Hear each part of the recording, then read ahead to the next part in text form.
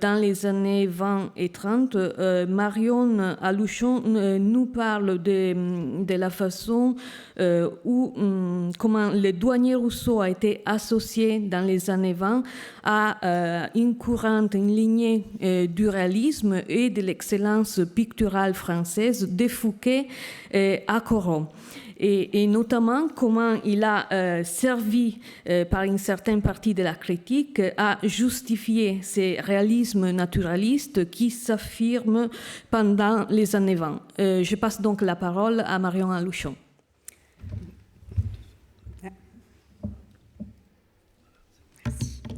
Oui, merci Beatrice Avanzi. Je remercie le Musée d'Orsay de m'avoir invité à participer à ce colloque, et notamment Claire Bernardi et Scarlett Reliquet.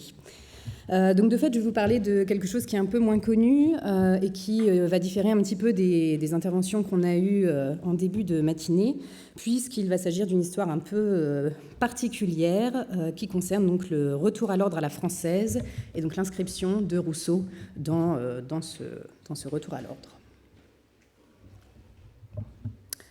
En 1922, à l'occasion de l'importante exposition 100 ans de peinture française à Paris, André Lhôte, l'un de ses co-organisateurs, écrivait « Le clou de 100 ans fut la confrontation Corot-Rousseau, le douanier. On crut à un jeu, à un paradoxe amusant. Rien de plus normal, cependant, que la juxtaposition des deux œuvres. En Corot et en Rousseau, en effet, nous pouvons contempler les deux derniers peintres naturels de l'époque moderne. » Corot et Rousseau. Voilà en effet un rapprochement pour le moins étonnant, qui, s'il n'est plus du tout usité aujourd'hui, était néanmoins un topique de l'entre-deux-guerres français. Contrairement à ce que l'exégèse a choisi de mettre en lumière ces dernières décennies, ce n'est pas tant pour ses parentés avec les esthétiques modernes, cubistes, abstraites ou surréalistes, que la peinture de Rousseau durant l'entre-deux-guerres, en France, fut la plus appréciée. Comparée à toute une lignée de peintres français plus anciens, du primitif Jean Fouquet à Renoir, en passant par Corot, Rousseau fut davantage associé aux représentants d'une nouvelle tradition française qui, suivant la pensée du retour à l'ordre, devait légitimer en peinture le retour du sujet. C'est sur cet aspect moins connu de la fortune critique de Rousseau que nous aimerions ici compléter le portrait de celui qu'artiste et spécialiste de l'art, parce qu'il était tout à fait inclassable, n'eurent de cesse de réinventer. Nous intéressant davantage à la critique plutôt qu'aux artistes qui l'a influencé, nous nous concentrerons également plus sur une frange plus restreinte de la critique d'art qui, durant l'entre-deux-guerres, était plutôt considérée comme centriste, comme modérée. Après une brève description du retour à l'ordre, tel que ces spécialistes l'appréhendaient, nous verrons à quel point ces rapprochements entre Rousseau et la nouvelle tradition française, bien qu'ils ne cherchassent à l'époque qu'à l'encenser, eurent raison de l'interprétation moderne de son œuvre. Contrairement à ce que les avant-gardes en avaient retenu, ceux-là même qui l'avaient reconnu en premier, ce n'est pas tant pour son potentiel surréaliste ou pour son potentiel abstrait que cette critique d'art l'a loué, mais davantage pour son réalisme naturaliste qui, outre un retour au sujet, justifiait aussi en peinture le rejet des avant-gardes du début du siècle et l'avènement de tendances modernes telles l'art abstrait. Avant donc d'en venir plus précisément à l'examen de ces nouvelles filiations, peut-être est-il nécessaire de rappeler que pour une grande partie de la critique d'art française de l'entre-deux-guerres, les esthétiques avant-gardistes du début du siècle n'avaient plus droit de citer. Il ne s'agissait pas tant de les rejeter en bloc, comme on avait pu le faire auparavant. Si le fauvisme et le cubisme étaient désormais acceptés et que l'on connaissait volontiers leur apport dans l'histoire de la peinture, l'on considérait aussi qu'ils avaient mené à des impasses. Il était donc grand temps maintenant de les dépasser. Pour les contributeurs réguliers des revues d'art parmi les plus sérieuses de l'époque, comme L'Amour de l'art, Forme ou L'Art vivant,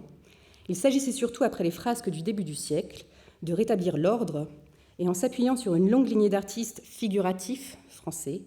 d'opposer à une peinture trop abstraite une peinture qui renouerait avec la réalité. Prônant un retour à la tempérance, à l'émotion, à une certaine humilité face à la nature, autant de qualités qui étaient alors considérées comme l'essence même de l'art français, ce n'est donc pas tant vers l'art de Picasso, de Kandinsky, ou plus récemment de Dada ou des surréalistes, que Waldemar Georges, Adolphe Basler ou François Fosca invitaient leurs lecteurs à se tourner.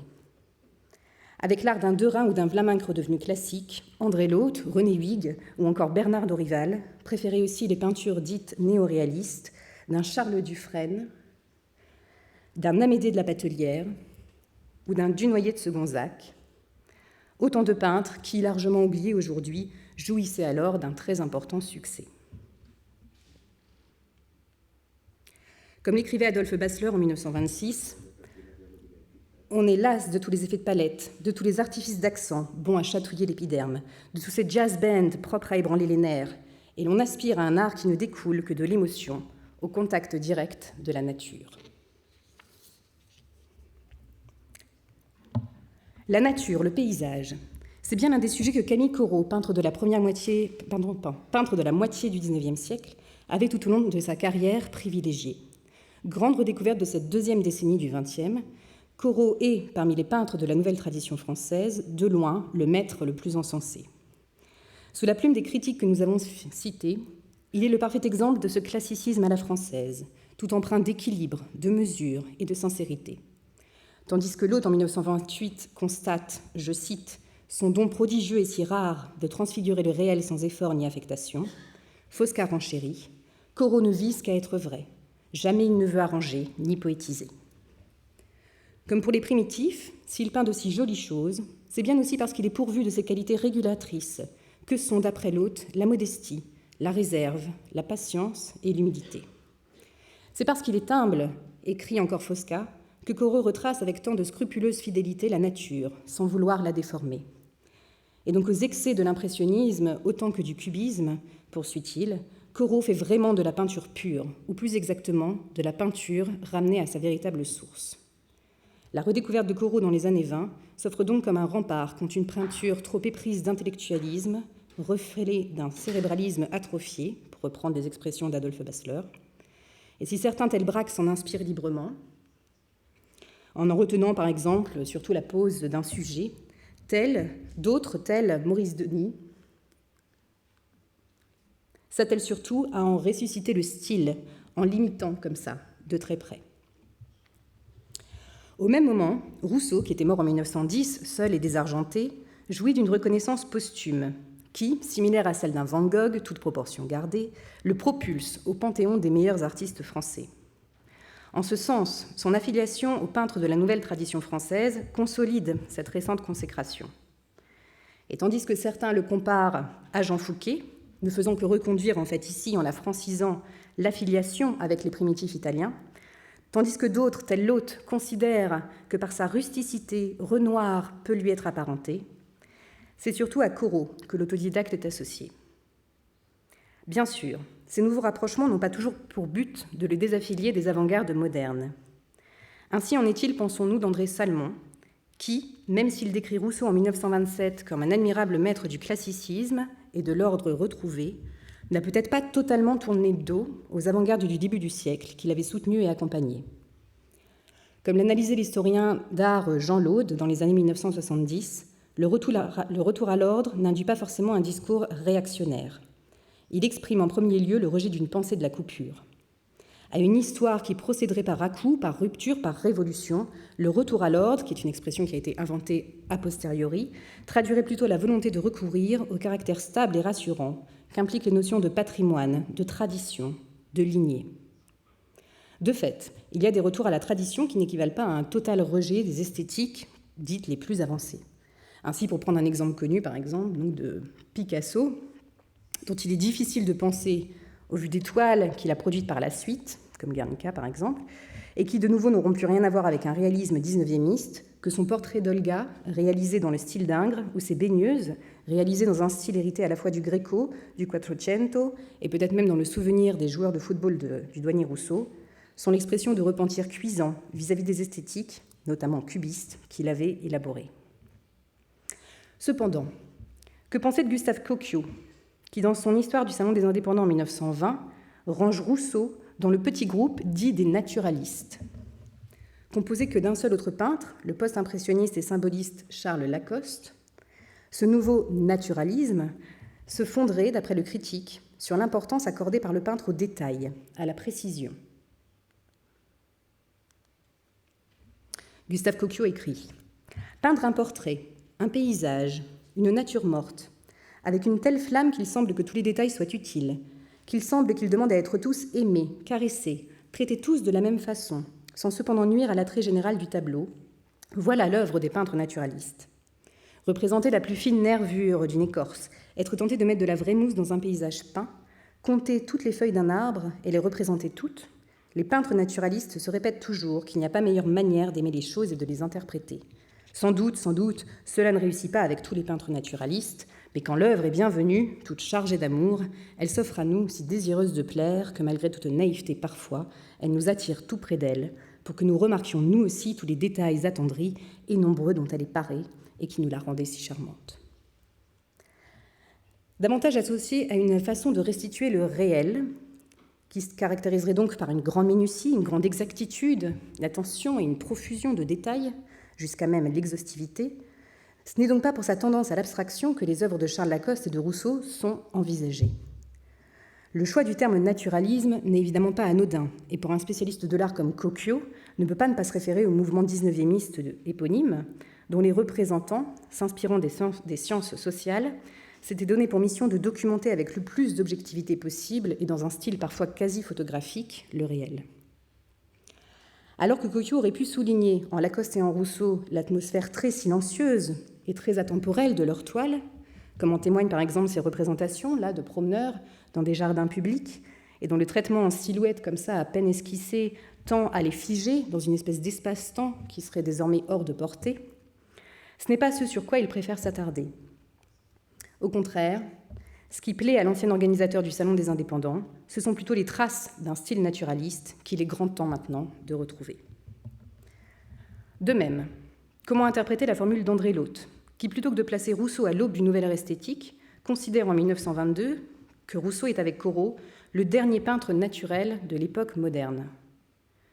Le point commun de Rousseau et de Corot, poursuivait Lhote, résidait dans la manière dont tous deux parvenaient à, je cite, absorber le spectacle du réel dans son intégrité émotive, à restituer l'objet dans sa nullité foncière. Sur ce point, Rousseau était même mieux loti que Corot, puisque tandis que Corot vivait et travaillait dans un état de sérénité bonhomme, jetant un regard indulgent sur toutes les choses humbles et peignant l'église et le caillou avec le même soin ému, c'est dans le ravissement le plus enfantin qui ait soulevé l'âme humaine que Rousseau, plus instinctif, opérait. Restituant d'une façon méticuleuse chacun des éléments de la nature, Rousseau s'opposait encore à Cézanne, son naturalisme à l'inspiration uniquement picturale du maître d'Aix, qui témoignait bien de l'indifférence que ce dernier portait à la nature, au caractère particulier de chaque objet. Pour Lhote, le naturel correspondait donc au fait de transcrire en toute humilité chaque élément du réel, et sans pour autant se soumettre totalement au sujet, aborder l'art de la peinture comme un moyen de traduire l'essence de chaque réalité. Bien sûr, Cocchio et Lhote ne sont pas les seuls à parler de réalisme à l'endroit de Rousseau. Comme cela a été rappelé hier et ce matin au cours des différentes interventions, tandis que Kandinsky considérait Rousseau comme le père du grand réalisme, Breton et Franz Rau parlent également à son égard de réalisme magique.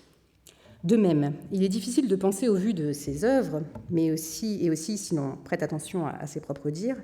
que Rousseau, qui ne jurait que par les peintres réalistes Bouguereau, Gérôme ou Clément, ait consciemment primé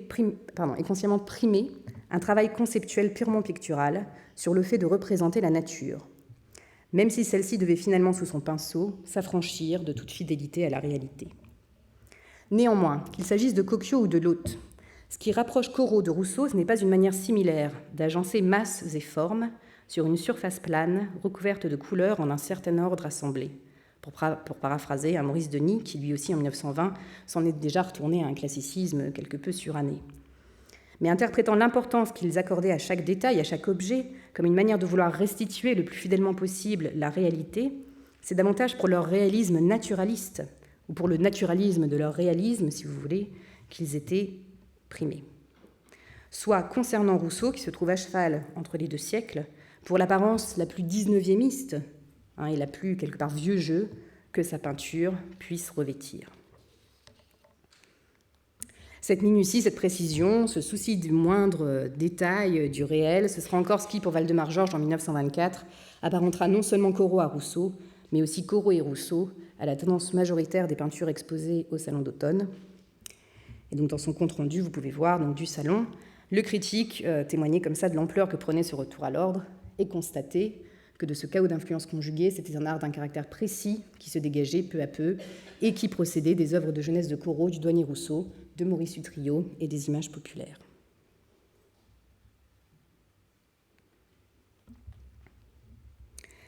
L'historien d'art, Emmanuel Pernoud, a publié il y a quelques années un très beau texte sur Corot, qui, prenant la forme d'un voyage, nous menant des voies du RER au sous-bois mystérieux de ses tableaux, nous donne à nous lecteurs quelques pistes pour saisir l'incroyable richesse de son œuvre. Dans ce texte, Pernoud décrit notamment la manière dont Corot, loin de privilégier les sites un peu clinquants des lieux où il se rendait, préférait dépeindre les impasses, les cul-de-sac, les bouts de nature, les coins, qui, honorant une campagne française qui n'avait rien d'extraordinaire, se révèlent souvent dans ses toiles, au détour d'une route à peine esquissée. Pernoud décrit encore une technique utilisée par Corot, consistant, dans le but de mettre en lumière la nature insolite de la moindre chose, à les déplacer en bordure de la représentation, à les décaler, à les remiser, comme il dit, sur les bas-côtés. Il rappelle enfin que bien que Corot passât beaucoup de temps en pleine nature et qu'il ait dit avoir un grand amour de l'exactitude,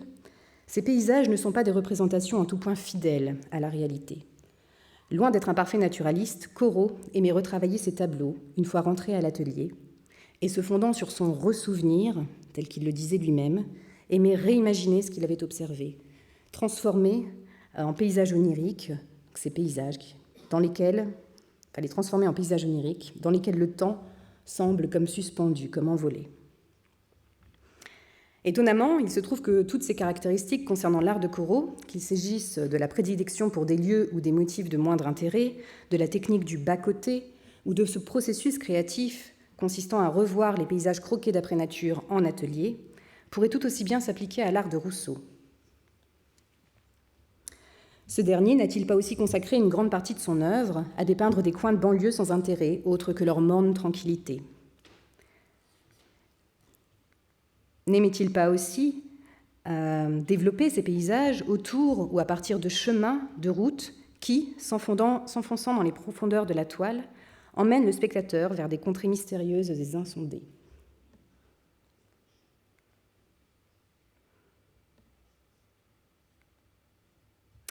Et tandis que l'autodidacte décale aussi de temps à autre le centre d'intérêt de ses tableaux sur les côtés, on retrouve également chez les deux peintres un goût pour des sujets pleins d'onirisme,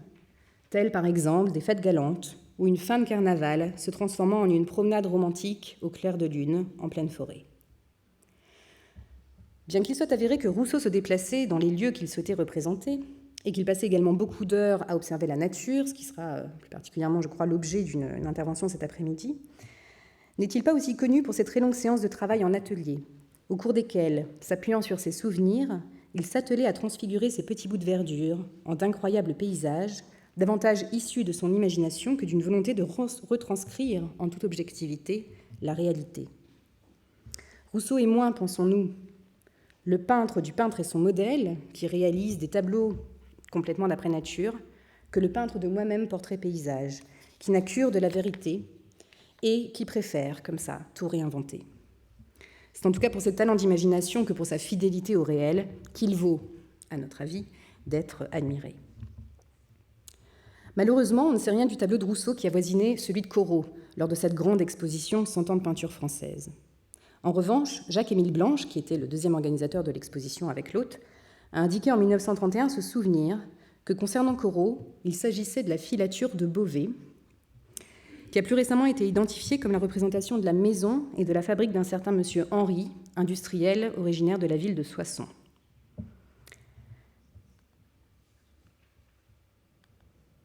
Ce qui força donc à l'époque la comparaison entre les deux œuvres, ce ne fut pas la thématique du paysage, ni le caractère poétique et atemporel qui leur était propre à toutes les deux, mais cette facture lisse et nette, précise et d'un vérisme qui s'avère chez Corot quasi photographique. Cette facture, qui est d'ailleurs assez inhabituelle chez Corot, et que le peintre applique à ce tableau peut-être parce qu'il s'agit ici d'une commande, et que cette facture, donc, qui est plus exacte, plus précise, plus objective, est peut-être plus adaptée, comme ça, au style documentaire qu'il se doit d'adopter. Je ne m'étendrai pas ici sur le sentiment d'inquiétante étrangeté qui émane aussi de cette peinture, dans laquelle il semblerait que Corot n'ait pas pu s'empêcher, en choisissant un point de vue en légère contre-plongée, en peignant de manière tout à fait disproportionnée certains personnages, comme ici la petite dame avec sa petite fille, et en se jouant de l'effet que produit l'ombre portée du mur d'enceinte de la propriété, que Corot donc n'a pas pu s'empêcher de tordre la réalité. Car si cette toile évoque la peinture hollandaise du XVIe siècle, que le peintre alors revisitait, elle n'est pas non plus sans annoncer les villes désertes et métaphysiques que peindra plus tard Giorgio de Chirico. Ici, une reproduction d'une toile des années 50, une mauvaise reproduction d'une toile des années 50-60 de Giorgio de Chirico, dont je trouvais la composition très proche de celle de Corot, notamment pour ce personnage-là à la roue.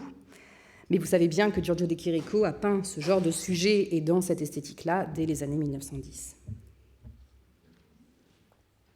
Encore une fois, en sélectionnant ce tableau de Corot pour faire face à Rousseau, les organisateurs de l'exposition ne cherchaient-ils pas à accuser le caractère davantage naturaliste de son œuvre plutôt que son potentiel abstrait, onirique, voire surréaliste avant l'heure? Bien qu'ils soient vus comme les précurseurs de l'art moderne, Corot et Rousseau y occupent aussi une place de garde-fou. Freinant tout envolé hors de la réalité, ils maintiennent la peinture dans le réel le plus ancré et l'empêchent de dégénérer. Concernant Rousseau, cette désaffiliation d'avec les avant-gardes du début du XXe siècle ne fera avec les années que s'accentuer. Comme l'écrira en 1937 Maximilien Gautier, la peinture de Rousseau à la fin de l'entre-deux-guerres ne sert plus seulement à justifier le retour au réel. Sa continuité à travers les naïfs actifs et reconnus après lui le prouve. Tendant vers un art abstrait, les avant-gardes du début du siècle se sont bel et bien trompés. Toujours vivace, la peinture de Rousseau, je le cite, en est le contrepoison éprouvé. Merci.